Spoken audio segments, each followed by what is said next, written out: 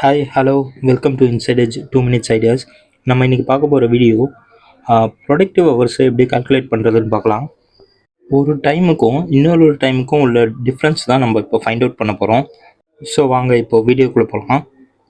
இதில் இப்போ பார்த்தீங்கன்னா பிளேயர் நேம் இருக்குது, இன் டைம் இருக்குது, அவுட் டைம் இருக்குது. இதில் ப்ரொடக்டிவ் ஹவர்ஸ்னு ஒன்று இருக்குது. இப்போ நம்ம வந்து இதுலேருந்து இந்த இந்த டைமை மேட்ச் பண்ணி இங்கே வர வேல்யூ நம்மளோட ப்ரொடக்டிவ் ஹவர்ஸ். ஸோ வாங்க அதை இப்போ எப்படி பண்ணலான்னு பார்க்கலாம். இதுக்கு நம்ம யூஸ் பண்ண போகிற ஃபார்முலா என்னென்னா, மாடுன்னு ஒரு ஃபார்முலா ஒன்று இருக்குது, அதுதான் யூஸ் பண்ண போகிறோம். அதுக்கு முன்னால் டெக்ஸ்ட்னு ஒரு ஃபார்முலா ஒன்று இருக்குது, அதையும் யூஸ் பண்ணோம். ரெண்டு ஃபார்முலாவும் மெர்ஜ் பண்ணி வர்றது தான் நம்மளுக்கு வேல்யூ வரும் கரெக்டாக.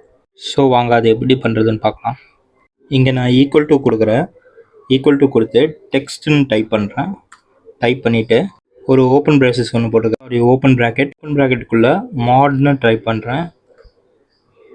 நம்மளோட மேக்ஸிமம் டைம், ஓகே, தென் மைனஸ் மினிமம் டைம் வச்சுட்டு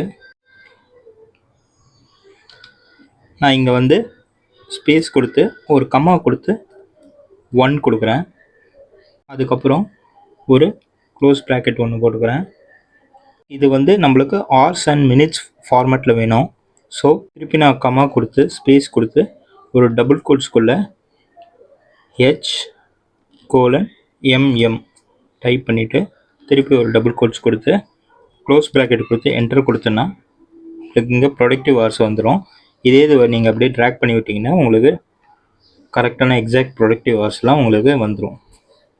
ஸோ கைஸ், இப்படி தான் நம்ம வந்து ப்ரொடக்டிவ் ஹவர்ஸை கால்குலேட் பண்ணோம். உங்களை அடுத்த வீடியோவில் மீட் பண்ணுறேன். பாய்.